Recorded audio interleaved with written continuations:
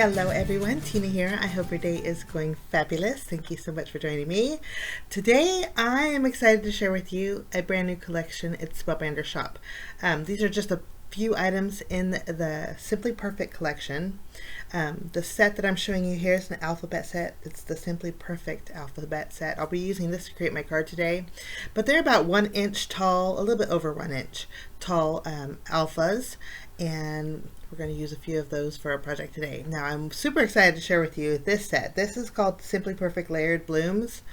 It creates tons of different styles of florals because you can layer different elements on different elements, but they're layerable, so you can add dimension with colored cardstock, which is nice. Now this set we're not going to use today, but I did want to share with you what it is because it's kind of pretty neat. This one is called the Color Block Slices from the Simply Perfect collection, and it's great not only for A2 size cards because you can trim the excess, but it's also great for slimline cards, which is really nice. So this is a versatile piece to have in your stash, and they slide together almost like sun rays, but you can do all kinds of different designs with these dies, and I wanted to share with you what they look like because I'll be using these in the future, but I think they're a pretty neat little die set to have in your stash. Also part of the Simply Perfect collection is this fabulous sentiment set. It is called Mix and Match Sentiments. It has a beautiful font. They're all the same font, but they're perfect for card making, for sentiments, but there's buildable sentiments in here. I showed you happy birthday, but there is sending, congrats, hello, for you, thank you. There is hugs, there is wishes, so you can you could put sending hugs or sending love. So that's a nice little set to have if you like sentiment dies. I'm not going to use those for my project today, but I'll probably be using them in the future. So I did want to share them with you since it is part of the collection again. Okay, we're going to make a birthday card. I am so low on my birthday cards. It seems like I've been making a lot of thinking of you cards or encouragement cards, which we really need actually during these times, but I'm very low on birthday cards. So that's what we're going to do today. I'm going to add some very springy florals to my card, so I brought in some colored cardstock. Now I have two main pieces for the layered part of the flowers, and then the smaller strips here I have 3 of, but you can really get away with having just 2 darker colors because the 3 strips that I'm showing are probably you're going to be using those for the center of the flowers, and they kind of get drowned out, especially if you add a gem to the center of the flowers. But I'm going to be using the largest floral in my set here. The lightest I'll use with the main floral, and then the accent piece I'll do with the darker. These are the flower centers. There's actually 3 sets in that little strip, so I'm going to die it out 3 of each color. And again, the very darkest color of here you can probably skip because it does get drowned out by a gem. But you want to make sure you have 4 different colors of cardstock and a gradient of colors.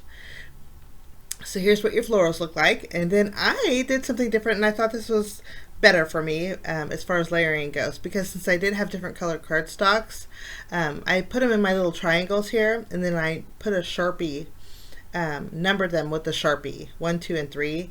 This way I can I know what is the lightest would be 1, darkest would be the 3, so it would be easier for me to layer the center of the flowers. Okay, I'm going to go ahead and layer the main part of my flower here. Easy to do. Most of the flowers are 2 layered flowers that you can mix and match. It's the flower centers that make them extra special. But I'm going to go ahead and line them up. The top of the floral pattern lines up. There is some etched detail on the main flower, and then also on the second layer. So the part on the main flower that doesn't have the etching, that's where you would put your layer. So it's pretty easy to line up. After you do one, you'll know where to layer the next few. But I'm using glue to layer my flowers together. I think if you were to use your white liner tape, which is a double-sided adhesive, your sticker machine, this would make this process a lot easier. So you would just peel and stick.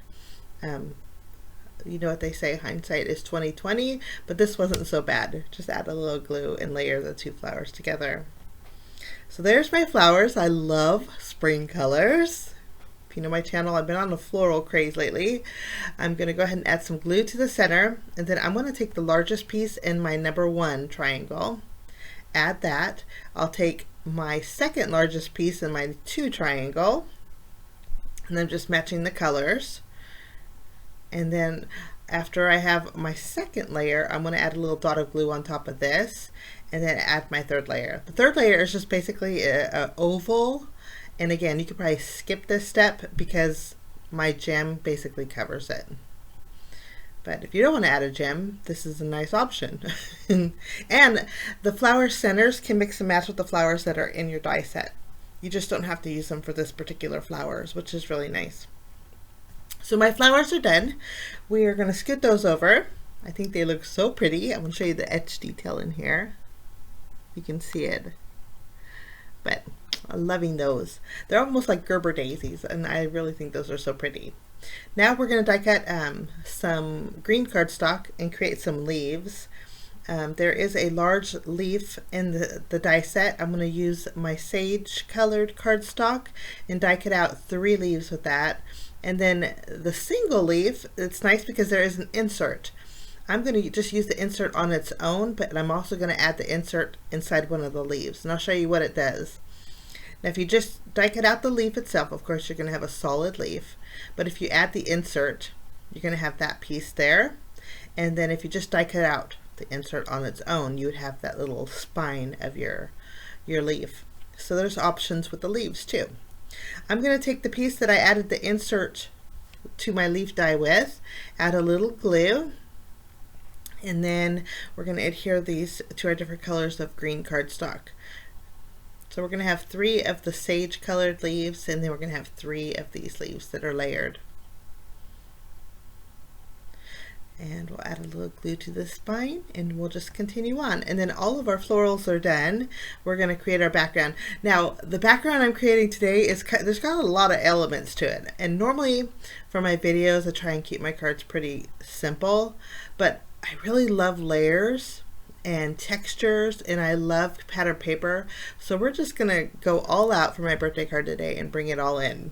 Okay, put these florals aside, and then I'm going to bring in a die set and some white cardstock. The die set that I'm going to be using is from a past small die of the month club kit. It's called Stacked Decorative Edges, and it's from May's small die of the month club kit from last year. Love this set. If you guys are looking for a nice border set, this is very nice because there's a lot of different and unique images in here. This piece here will create a lattice.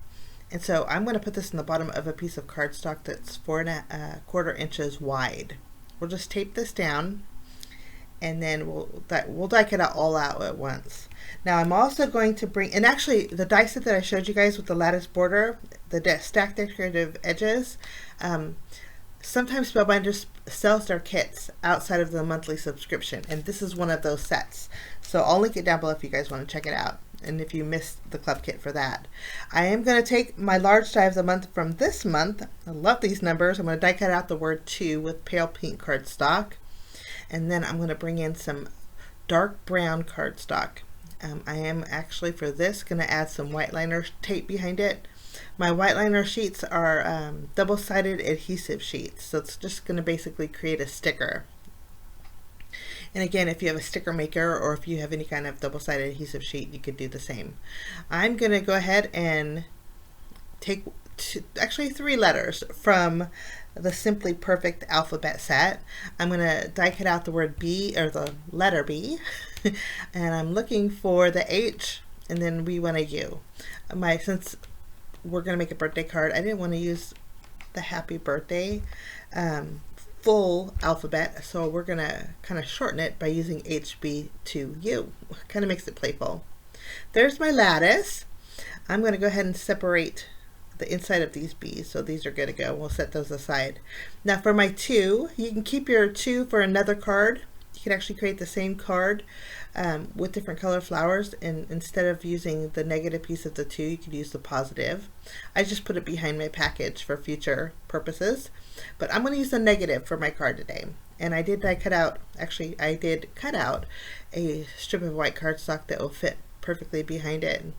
I'm just going to add a little glue behind my negative piece, And then we're going to adhere that to our white cardstock, kind of creating a little card, something a bit different. And I do have my measurement was a little off with my scissors, so I'm going to just trim that up off the bottom here. And I love the pale pink. I wanted to actually create a pale pink flower, but I thought an odd number of flowers is better than an even. So I brought in pink with my number here. Okay, that's done, and I'm going to add a little bit of decorative edge with my black memento marker. Ideally, if I had a dark brown or a chocolate brown marker, I would use that. But I think this is going to work out fine. I'm just going to do some faux stitching around the edges of this little number 2, our little card. Once we have faux stitching around this, we'll set this aside, and we're going to bring in some pattern papers. That I'm going to be using a paper pad. It's from Fun Stamper's Journey. It is called Follow Your Heart Prints. I think it's their only 6x6 paper pad that they have. There is some alphabet letters in here. I trimmed down a 3/4 inch strip of this pattern paper. I'm going to adhere it to a 1-inch strip of the same brown cardstock that we used to die cut out the H, B, and the U. We'll just mat those together so they're browns on the top and the bottom. Now this piece of pattern paper is actually from a 12x12 paper pad. And I wanted this wood grain print on the very top. So I'm just going to line it up, add a little adhesive on the bottom. This is the print, the Good Life Prints 12x12 paper pack. And I think they're going to, I think those are on sale right now too. I'll link it below. But I added my wood grain to the very top, and then I used my paper trimmer to trim it down. So basically, after I have my lattice border on the bottom, this panel size is 4 inches by 5 1/4. So I have a little bit of a border around my card base. I did pop it up, and when I did trim down my lattice piece on the very bottom, I left a little bit of room so I could put a very thin strip of foam tape. This way it's all popped up and it doesn't collapse in my card. I'm going to trim down this strip here to a 4 1/4 inch strip. This is going to go just above my lattice piece. I love these brown colors, earthy natural colors with soft pastels. I just love that look. We're going to go ahead and adhere this. Okay, once we have this adhered, I'm going to go ahead and grab my flowers. And my number 2 here, we're going to put some foam adhesive behind our number 2. And this is going to be placed kind of wonky just above our alphabet pattern paper there. I'm going to have more room on the left side than I am on the right side because I'm going to put the H and the B to the left, and I'll put the U to the right. And so you want a little bit more room off to the left here. So just so everything is nice and balanced, you want to make sure they're kind of evenly spaced too. I just removed the release paper and added the HB and the U. So now it says HB to U. We're going to scoot this over a little bit and then scoot our number 2. I haven't pressed down on my 2 yet, so I have wiggle room to move it around, and I think that's perfect spacing here. Okay, I'm going to flip over each one of my flowers and leaves. The sage leaves I'm not going to worry about adding adhesive to. I'm going to use glue to adhere those, but we're going to arrange basically the 3 flowers underneath the number 2, kind of spreading it out a little bit. And then I love the way this looks. I just think it looks very, if you have somebody who has a April, May, or this would be even a June even card would be real pretty birthday card. Okay, for finishing touches, I'm not going to do much. There's a lot going on in here, but I do want to add some sparkle. I'm going to bring in some clear gems, and I'm just going to put some glue in the center of my flowers and add some gems to the center. But I'm loving this Simply Perfect collection. I'll probably be using this more because I love the florals in here. But I thank you so much for joining me. The whole collection I'll list down below if you guys want to check it out. It is a simply beautiful collection. There's glimmer plates too. So that makes it really nice if you guys have a glimmer machine. But thank you for joining me. Have a fabulous day, guys. We will see you again next time. Bye-bye.